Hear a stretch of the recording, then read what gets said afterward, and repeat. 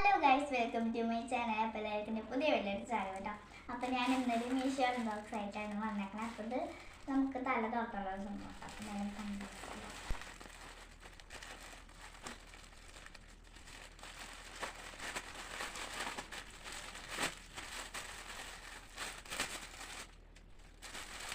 ഇത് നമ്മൾ തോക്ക്